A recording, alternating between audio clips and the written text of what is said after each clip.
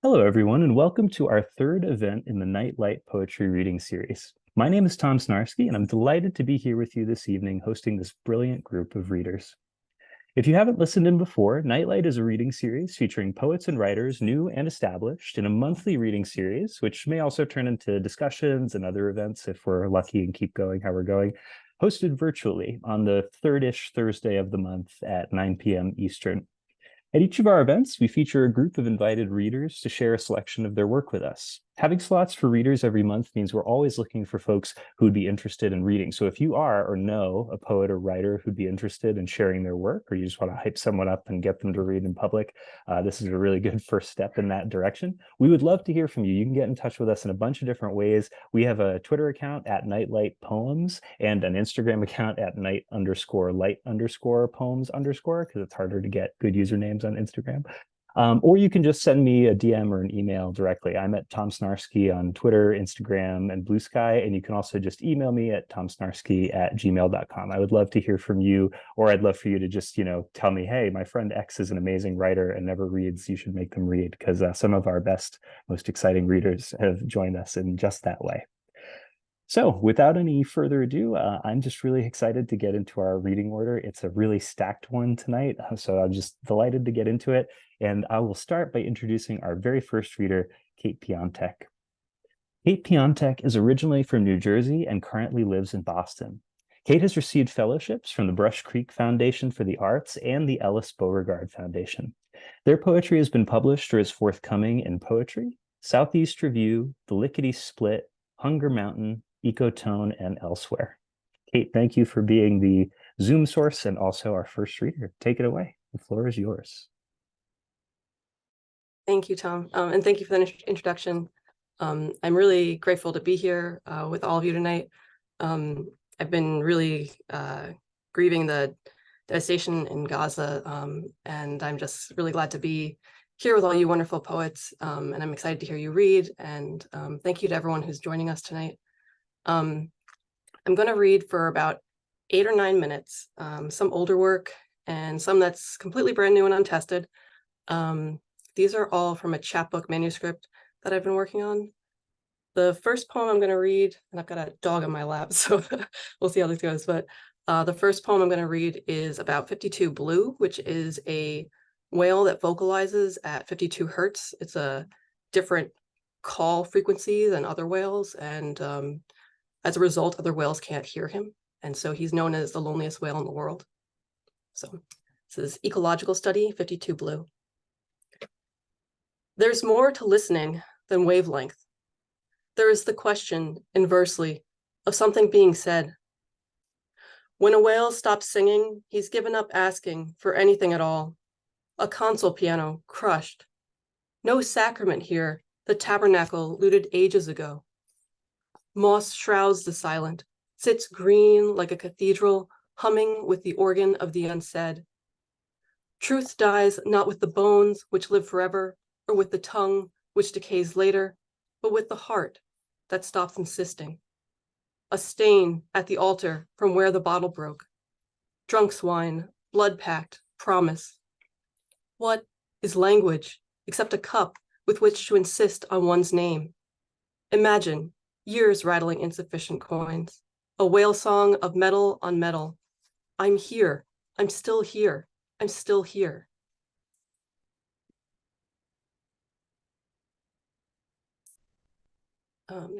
This is Puddle Ghost. I'm living in an abandoned high school with a plow, a cactus, and a stack of shrinky dinks. There's a ladder to the roof where you can see the ocean through the snow. I'm having dreams again for the first time in 1,278 days. In the dreams, I feel sad. No, I feel Catholic and full of guilt. My therapist asks if I think I'm responsible for every bad thing that's ever happened to me. I tell her, I do not like leading questions. The abandoned high school's theater leaks. The ghost sits under the burned out stage lights. Storms come through and the plow clears the streets. Afterward, the snow on the roof melts and bats fall through the ceiling with a deluge. For a long time, I was a waterproof roof. The shrinky-dinks ask if I cry in therapy. In a dream, I climb a mountain, and for once, I don't slip. The view from the top is even better than the roof. There are eagles there. I am not afraid of heights in my dreams. I'm afraid of something else. I used to have recurring dreams on a snowy mountain running as a car chased me down. I always died. My therapist circles back. You referred to... The roof leaks. I go to the bar at the edge of town and take shots of whiskey and pickle juice until I am sick of pickles. Someone is singing karaoke. I sing with the crowd. I pace on the porch, shivering with the smokers. I am outside on the porch. I am inside with the music. I am both, neither, nowhere, trapped with what keeps trying to kill me, somewhere in between.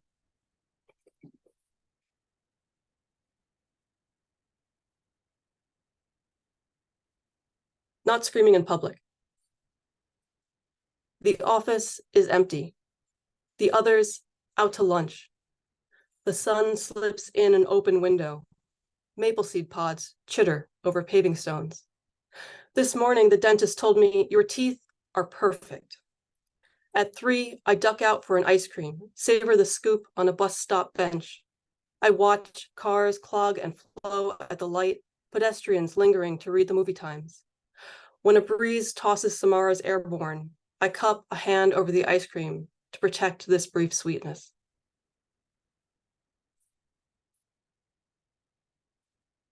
Taromancy. In the kitchen, you pulled tarot cards. I wanted tide charts. It was raining, and I forgot to read the coffee dregs. Now, we will never know what's left. Beeswax, lavender, engine heat of an old Ford pickup. Melting what's at hand to shape and be shaped by believing mere heat and motion make a marking bell. In the mangled tin can, flecks of lavender burn, fragrant and bombastic, popping gasps and pools of wax. Every undeclared future, a bell inaudible in the static. Lightning, fire, tiny screaming bat, salvaging sweatshirt. Is it the heat or the hand that forms the future? Motor oil, barnacle scrape from a hull, force of fluidity, a wish in a wick, stepping brazen into the sea smoke, listening to the clarifying bell, a stag call from the balcony, antler shaping patterns, as best as I can make them. So I'm going to read just 2 more poems. This poem I wrote when I was at a residency in Wyoming in 2018. Found objects, Saratoga, Wyoming. At the ranch, a warning, wolves, arrived from Yellowstone, 1 horse already killed. I'm not yet fearless, but I wander through the woods, listen to red soil rustled a thin sky for a month. Snow falls, and even moose tracks get hard to follow. I weave back to the cabins, wary. Take a whistle, sure, but breath won't stop the pack. The 7 of Swords is drawn. I already know what that predicts. I don't want a whistle. I want fur, sagebrush, wasp's nest. I want to pulp and press what I can gather into paper and write a braver future. When I leave, I carry quartz in my pocket. It's not for luck. And this is the last poem I'm going to read. Instructions following the Cretaceous Paleogene extinction event. 1. Hold your breath. Most bony fish survive, so learn to extract oxygen through the thin filaments along your pharynx. 2. Pack what still matters into boxes. None of it matters. No, all of it matters, but you don't know that yet. 3. When you discover your childhood piggy bank, flimsy tin and cracked open, spilling a rainbow of buttons, crumple. Understand that this, too, was a lie. 4. Set the boxes in a window. Arrange books on the shelves. Discard the miseries you no longer need. Place the rest in a cabinet like heirlooms. Learn, slowly, that holding on to something a long time doesn't make it precious. 5. Let yourself mourn.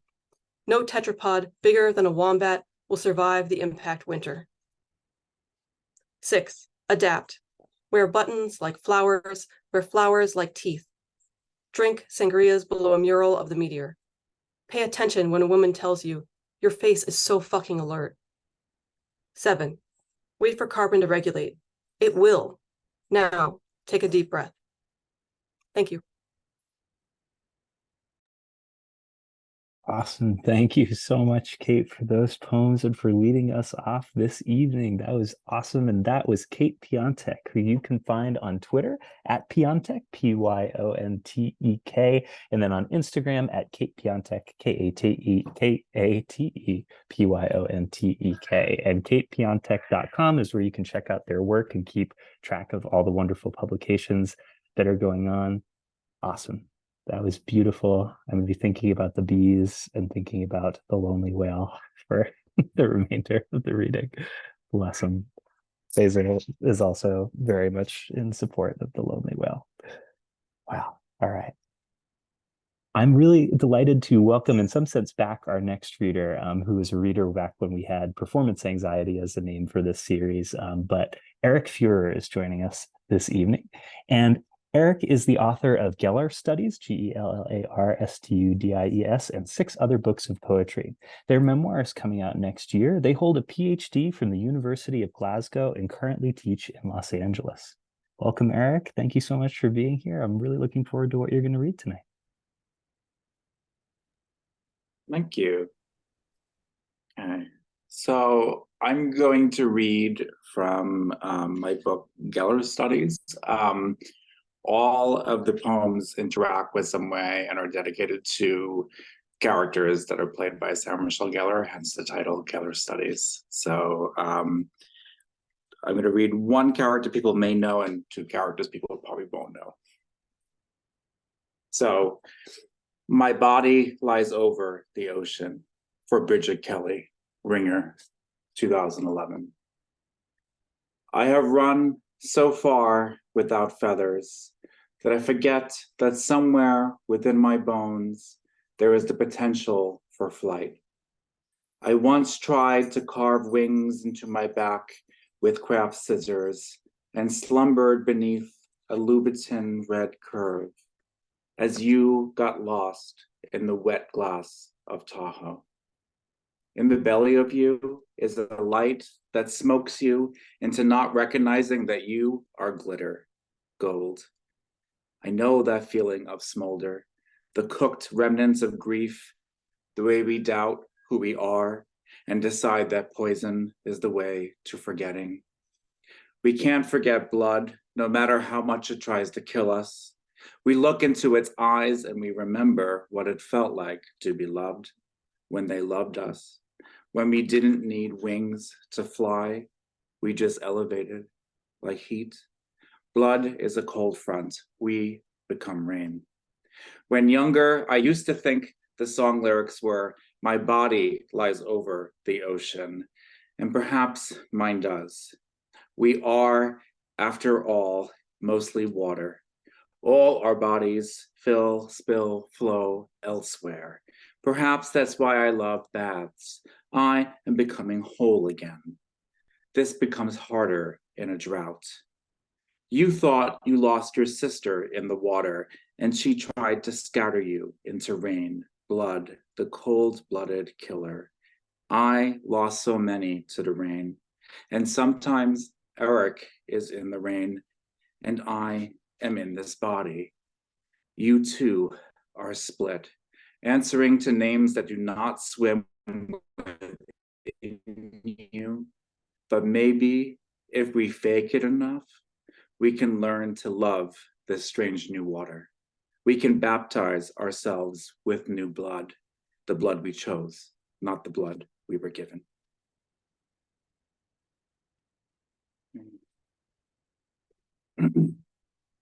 This poem is called The Language of Eyes for Joanna Mills, The Return, 2006.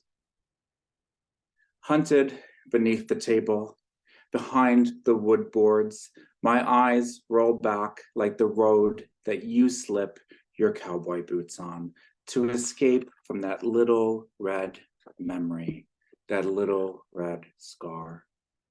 We all feel it, the heartbeat under our skin where there is no pulse. We all try to sip the darkness slowly enough so that it feels like low light, so that we can spit out a sunrise when people ask us how we are, even though we know that sometimes the only answers we have are the points of our pupils enlarging. The language of eyes is universal, and I know that your green gaze blues the sky the blue of ghosts that bring us to seahorses painted on the walls. To be haunted is to be hunted by blood that mimeographs, and we are the carbon copies of the dawn, trying to hide the fact that our parchment lets in too much light, that we might fade if we soak too much in. Paper cuts blot our bodies back into the red of morning. I sometimes love the way that it feels to be in pain, and I know you do too. And that's when the ghosts follow us down long hallways. He called you sunshine. My mother used to sing that song to me. You are my sunshine. We try to escape their violence through holes in our flesh, as if trying to purge ourselves of their sunshine, our soiled blood. I know what it's like to be a child with a bruise, a child hiding beneath the table. I know what it means to remember the ghost inside, and I know what it means to heal. I see you stare a million miles away, and sometimes, I promise, I see you. Lying in the car with or without breath, we are the guardians of our bodies. We just sometimes forget how to love them. And the last poem I'll read is for a character in a film that people may have seen. So, To New Water for Helen Shivers, I Know What You Did Last Summer, 1997. And I realized while writing these poems for Helen that she's probably my favorite film character ever, and I didn't realize that before in this book. So, I caught a galaxy in my throat, and I'm still shedding stars. You, I'm told, were a queen when we were still searching our nets for fish. Here, this constellation is yours. Its heat will body you out of death. You can't expire if you are part of the universe. You are forever crowned. He cut your hair while you were sleeping. I know what it's like to be awakened in the night with part of me missing. Hair is a metaphor for the body. Hair is also simply beautiful, and no parts of our bodies are anyone's fruit. I follow your ambition to new water, but I am always afraid I will be found and outed for my crimes, only I have never committed a crime. My only crime, like yours, was to try to escape and become whole. Too bad you also pushed that dead body into the water. But perhaps you really wished to be pushing yours? I understand that. But maybe I'm giving you too much credit. Maybe you really just drowned him out. Thank you. Wow, that was beautiful. Thank you, Eric, so much for those poems, and I hope I'm not speaking alone when I say that this could motivate the great Sarah Michelle Gellar rewatch of 23 for some of us looking on the streaming services, making some sort of spreadsheet. That was from Gellar Studies, which is Eric's book, among others. You can check out Eric's work. Eric's on Instagram at Erik J. Fuhrer, which is ErikJFuhrer, and erikfuhrer.com, Erik-Fuhrer.com. You can check out more of Eric's work. Eric is also an editor at hushlit.com. Check them out and check out all the stuff that you can do to keep in touch with Eric, keep tabs on the publications, and also send them work in their editorial capacities at Hushlit. Wow, fabulous. I'm really excited. Unfortunately, we're like moving quickly through the reading order. It always like stuns me how fast things go. But we're really delighted to be welcoming a first timer to Nightlight in Cavar, who I'm excited to introduce next.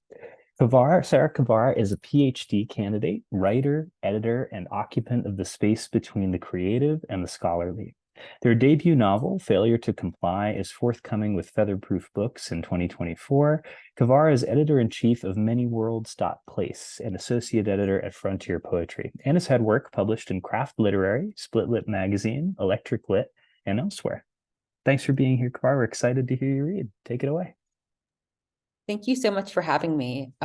So inspired by some of the two wonderful previous readers, I'm going to start off with things that are already published, move on to some things that are not, and some things that are really fresh and new. Most of these are going to come from a manuscript that is not yet published in its entirety. The title is Differential Diagnosis, and it's thinking about the language of madness and illegibility, which is probably the main thing that my poetic practice sort of tackles. So with that in mind, I'm going to start with a poem called Have You Seen My Autism? Have you seen my autism? It all started when I was born. Worse yet, it started on the taxpayer dime, in the bathwater, in the atmosphere, even in the baby, if a baby can get tall enough for college. It's true, I am autism, but only when you ask nicely. My autism is gentle, yet growing carnivorous. Like Medusa, my autism is something you maybe shouldn't see, but if you do, you should write a book about. Someone told me if a flower opens wide enough, it just becomes a backwards flower. Sanded teeth become new teeth, re-narrated to points. With enough training, I'm sure I can make a point of myself. I can settle on a sex for my waspish swarm. Be whatever gentle intends itself to mean, though I've been nouns that would kill you instantly. I am autism, if you're willing. Autism, if you're down. Gentle, I'm a horny orchid, impervious to pest control. This autism, it's forgotten how.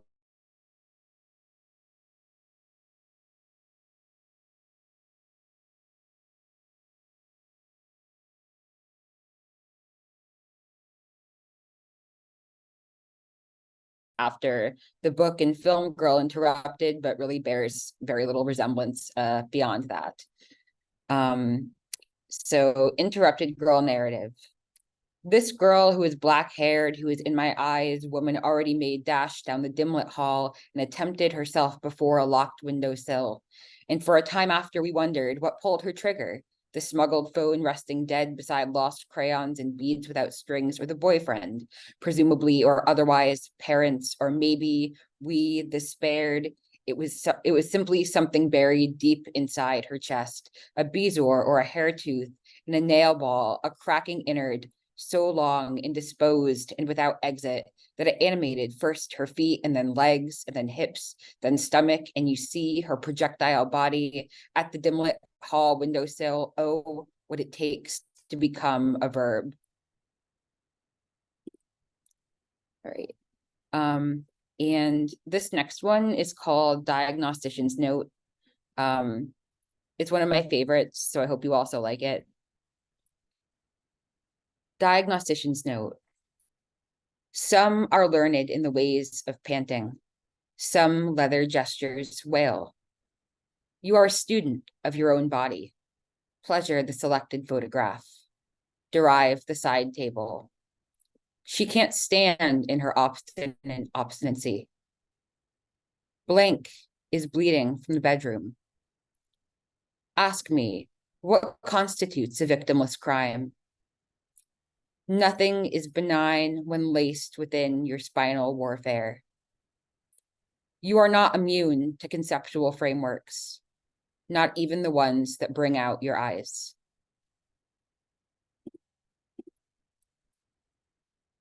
All right, and I'm going to do 3 more shortish ones, if that's okay.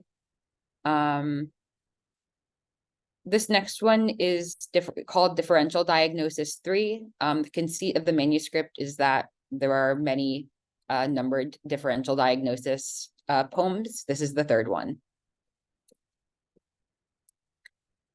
I have been sitting at your table for years now.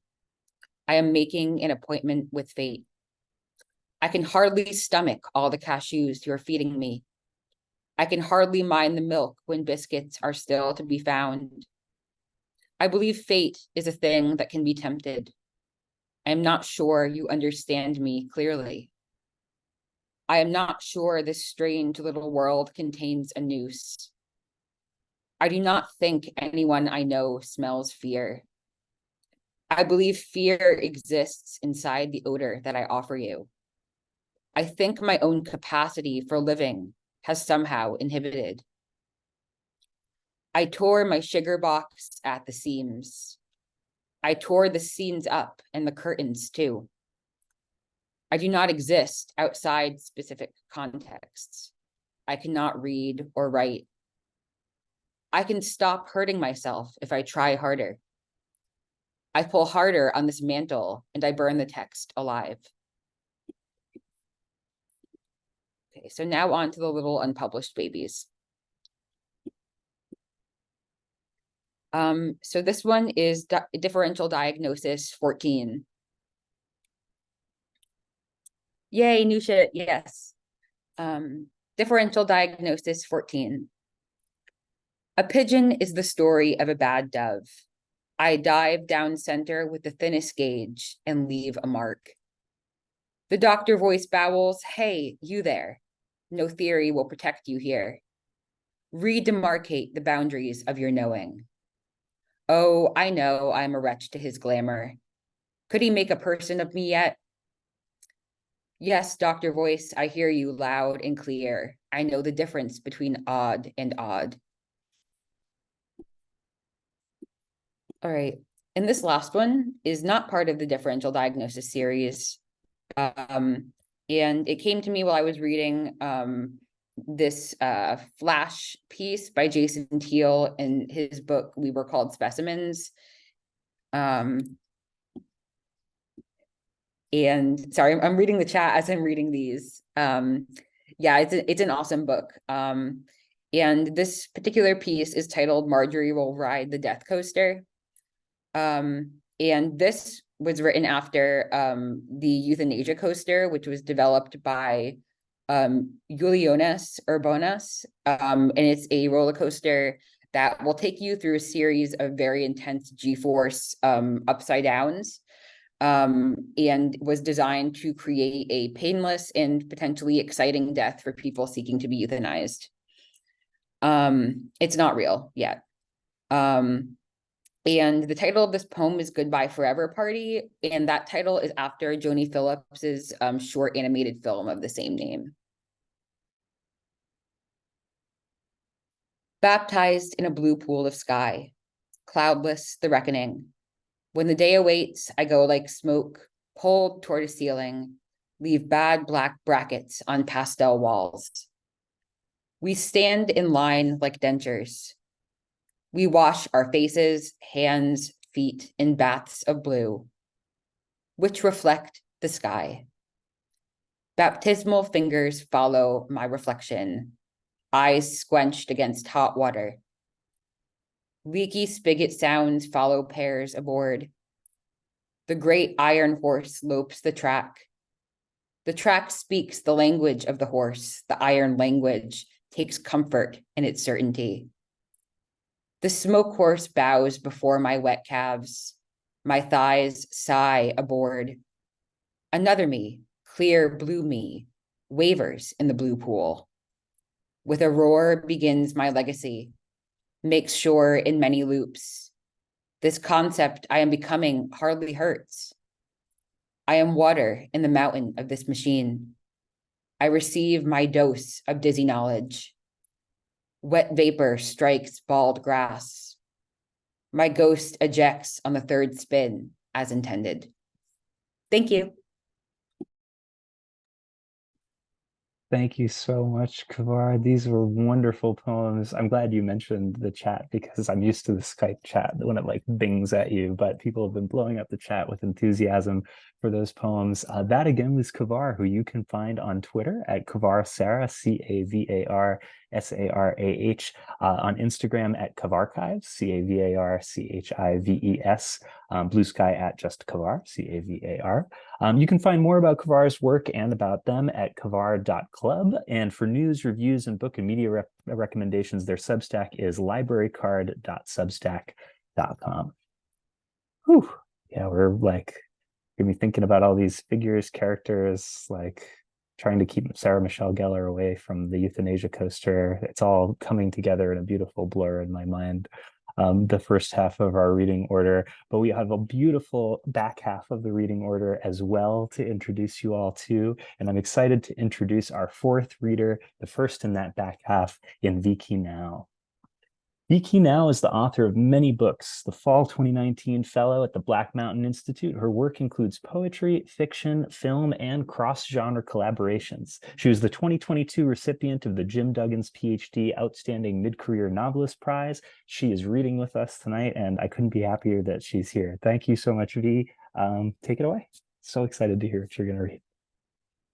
Thank you, Tom, for having us.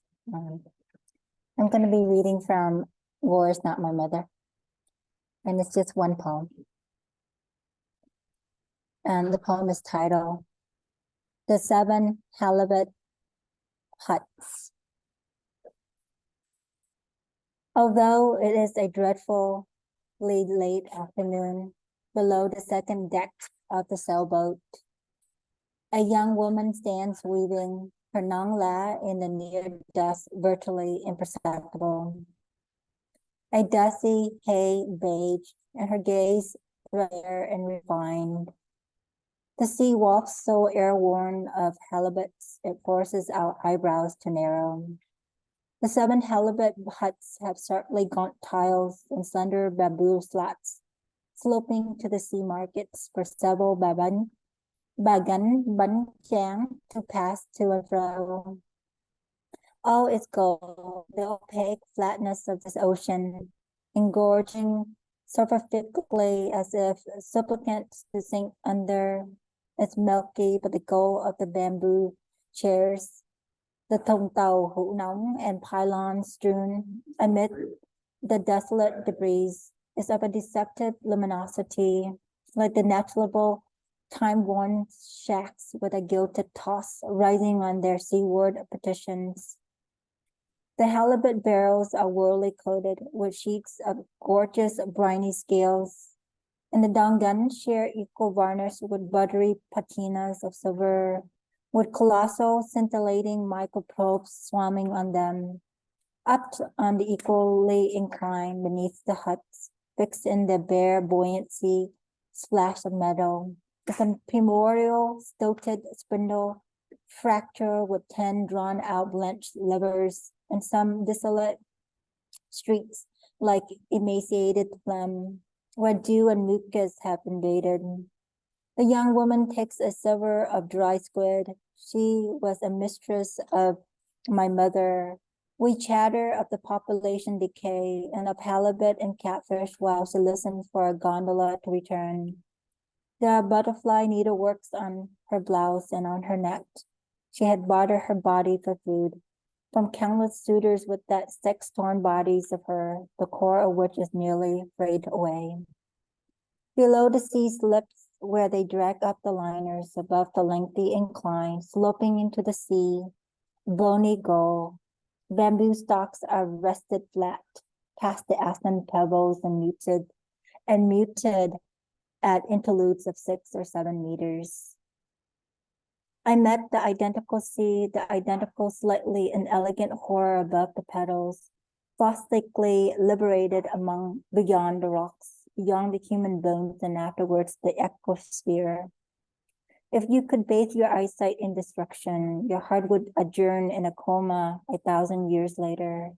Your memories would turn to bomb clouds and your eyes would become cobalts, as if annihilation were a mutation of desire that breastfeeds on evaporating estuaries and thrives in darkness. As you savor it, it would appear hostile, then blackish, then indubitably scald your consciousness. It's like what we fancy humanity to be: murky, salty, watertight, pitiful, absolutely powerless, fraught with the callous, piercing voice of creation, originating from the shaky depression of change, evermore sinuous and careworn, and since humanity is antithetical, curvings always toward the unknown known. Anyway, that's all. Thank you. The next reader is Ben, and he's an amazing writer. So you get a treat. Have a great day. Wow, thank you so much, V, and thank you for doing my job for me. I barely even need to say how awesome Ben is, although I will say how awesome Ben is. But that was V. Khi Nao, who is fantastic. We just heard from that book, but there are many other V. Khi Nao books that you can find out about at vkhinao.com, VIKHINAO.com. V. Khi Nao is also on Twitter and Instagram and Facebook. And V's poetry manuscript, Mechanophilia, which was co-written with Sarah Burgoyne, is also coming out this fall from Anvil Press. So keep an eye out for that. Lots of exciting releases, lots of exciting stuff. Yes. And I want to segue off of V's beautiful introduction to Ben to introduce our next reader, Ben Niespodziany. Benjamin Niespodziany is a Chicago-based writer. His debut poetry collection was released last year through OK Donkey, and his novella of stage plays is out now with X-Ray. You can find out more at neonpajamas.com. And Ben, it is a treat to have you on. Thank you so much for being here. All you. Thank you so much, Tom. Hey, everybody. I wanted to first thank Tom. I think the performance anxiety, when it was that iteration, I think that was my very first online reading, and I looked it up and it was January 2021. So come a long way. I really appreciate this series continuing and you creating this kind of space for all of us. So really grateful. I have a bunch of really tiny pieces. I took an average and they're 33-word average. So a bunch of kind of almost little fortune cookies or mantras or twisted vignettes or hybrid fairy tales. They're all pretty strange, and have never read it, or these are all very new and none of them have been read out loud, so let's see how we do. This one's called Angel of Anarchy, and it's based off of the art of painter and photographer Eileen Agar from 1899 to 1991. We peeled back the giant's eyeballs and found a town of eels, seaweed beneath green blood, coral worn like a hat. The cursed serpent in the dirt heard everything. Our skulls became biomes owned by his clouds. Hand me your favorite monster, he said. I promise to not make it worse. This one is called The Story of the Moon, and is after the art of Lucija Merjlijak. I'll put the name in the chat later. I have no idea how to pronounce it. I think she's Estonian. The Story of the Moon. A boy played with the moon and then played with a house. Both sprouted smoke and both turned to ash. And the house was no more, and the moon was no more. So the boy made constellations on the floor with his thumb.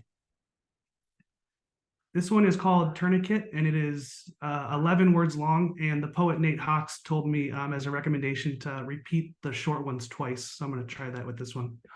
It's called Tourniquet. A bug adjusts its body. Many men forget how to bend. A bug adjusts its body. Many men forget how to bend. This one is called Cast and Crew, and it's after the very polarizing movie Mother from 2014, which I loved. We bathed in oil and lit ourselves on fire, and when we did not die, our hearts turned into crystals, our wings turned into see-through, bleed blue, sharp. And this next little slew of poems, they're all called America, and they're all inspired by the really small snippet poems by Barton Smock. So huge shout out to Barton Smock. I have so many poems inspired by his writing. He posts stuff every day, so please look him up. These are all called America. America, the superstitious lamb asks for more bricks. America, falling through the air as the air turns off. America, a snake hole full of quicksand where men dip in the thinnest of rats. America, the olives pile to the sky, your barn is burning, I continue drinking, you zip up your skin, I paint the wake. America, every sponge god touches becomes a lungless skunk. Every century a body is found, and later placed in a wall. And these last few are inspired by Matthias Valina and Sebastian Castillo. They both have a lot of great pieces on dreams and kind of being disoriented within the dream. So look up both of their work. I highly recommend them. And this is a Monday through Friday sequence, and I'll close with these. Dream Monday. God challenges you to an eating contest. You eat more hot dogs, but God eats more people. It's tied. It's your turn to pick a food. You choose angels. Angels as the hosts and angels as the judges. They don't budge. Nuns film the entire thing. They are the reason that we are eating at all. Dream Tuesday. You bought my grief. It was 3:33. I watched you eat it before leaving the drive-thru. You flew from the property. Not long after, there was a massacre in Bear, Delaware. I knew the two weren't linked. My grief was not your grief. Dream Wednesday. I copied, this is actually my favorite one, Dream Wednesday. I copied a famous novel, word for word, English into English, gave it the same title, explained everything in the meeting. Everyone knew it, even the original author, even his daughter, and yet I can't stop winning awards. Dream Thursday. You braided my hangnails. You used the tiniest fork. Dream Friday. And I'll close with this one, Dream Friday.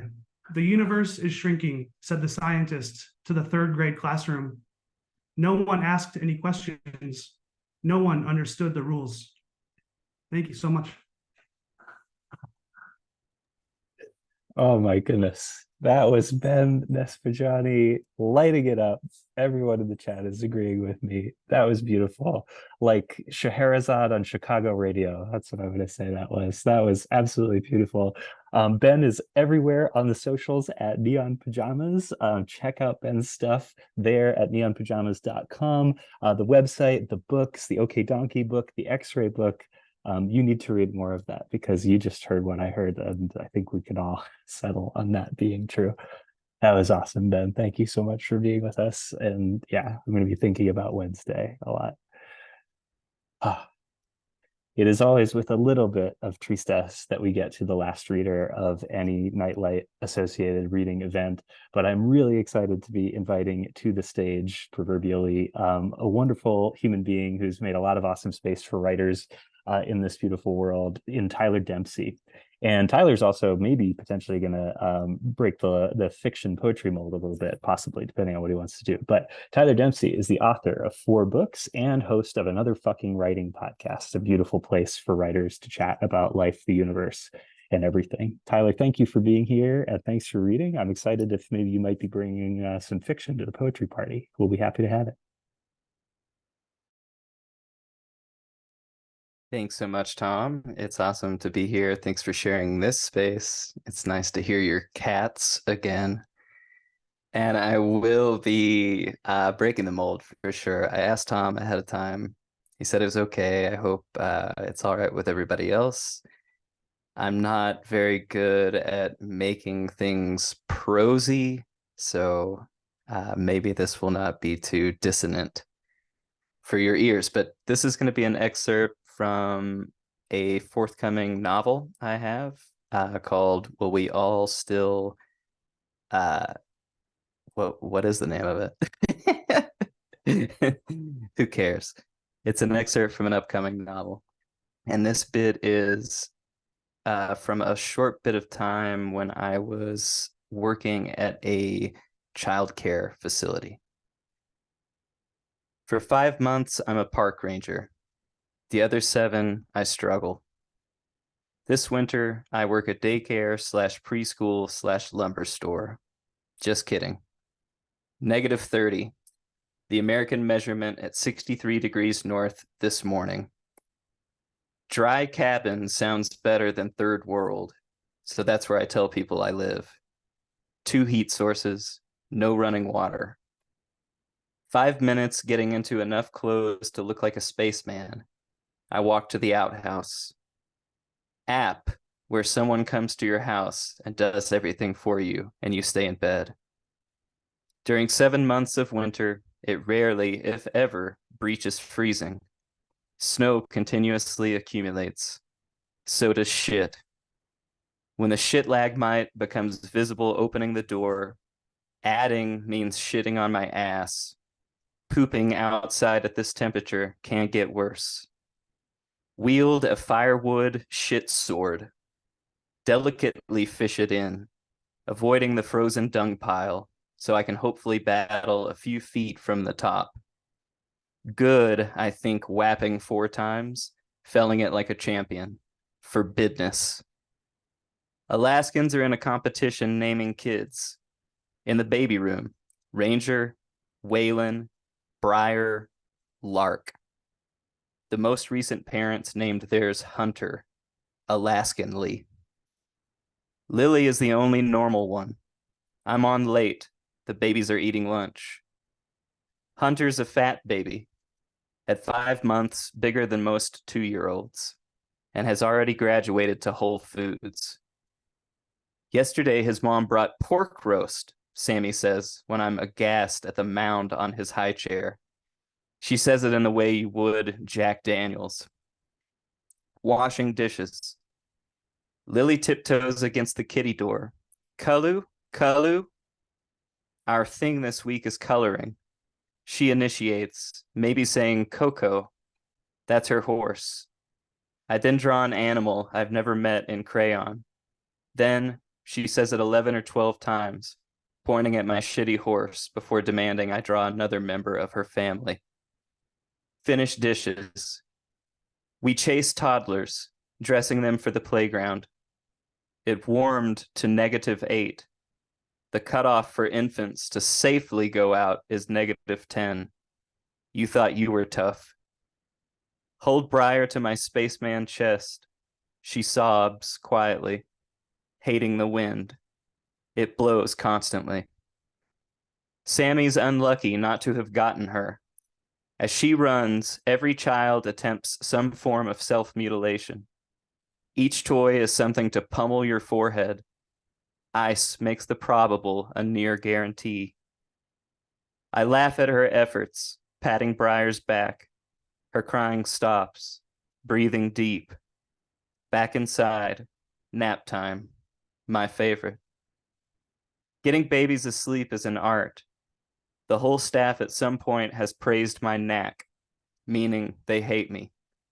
Most likely a hot topic of complaint when I'm not around. Sure, she'd sleep if Tyler were here. Remember, everything's opposite. Good luck, Sammy hands me Lily.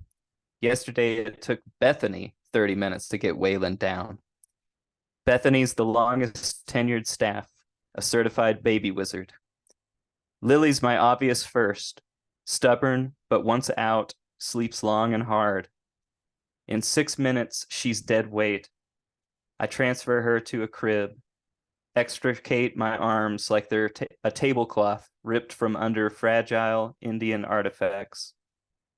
Patting hands, I move toward Waylon, unsuspectedly playing with a red truck. All right, Bubba, it's nap time. Sammy rocks Briar, watching from a corner of her eye. It took a while cracking Waylon's code. Big Turk, he points at the truck. I roll it beneath the crib with my foot. His eyes shift. Lala sweep? Yep, she's sleeping. Dada? I whisper, he's not coming. He panics, out of sayable words, bears his namesake at max volume. Weigh in no sweep! In one movement, he's face down in the crib, hand between shoulder blades. Gently, I scratch his sparse hair with the other.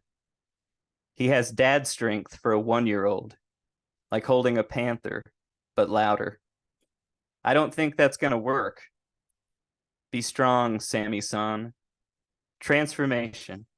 In 2 minutes, he's asleep. Dare I say, like a baby? The last step is making Hunter guzzle a 1/5 of warm milk till he passes out. Piece of cake. 15 minutes after the playground, the room's silent. All join hands in prayer. Just kidding.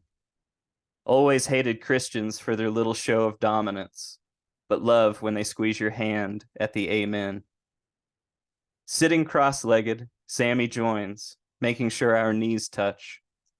Though I've resigned pursuing her because of recent breakup malaise, I imagine the arc of our relationship. Jerry Springer-style sex, chronic walking on eggshells irritation, hatred, the end. Draw a map of Kauai, dotting with places of interest, circling text, besides saying what they mean. Good camping / four-wheel drive next to Polihale Beach. Hiking, Waimea Canyon. Boner-inducing coffee / crepes next to Hanalei Bread Company, etc. Allow knees the game. Sure my prowess getting babies to sleep, have her ovaries swollen. Don't want her irritable on my last day on the job. I hand her the map and she imagines all the sex her and her boyfriend will have there. Tweet I have a novel coming out. Get 2 faves, lose 4 followers. Good for business. Babies up. Culture teaches if you need to accept minimum wage work, you should accept not getting an atmosphere conducive to thought. Tired-faced parents show up, receive reports of what 2/3 their wage afforded in childcare, speed home, slave over dinner, and resist blowing their brains out before the sun rises.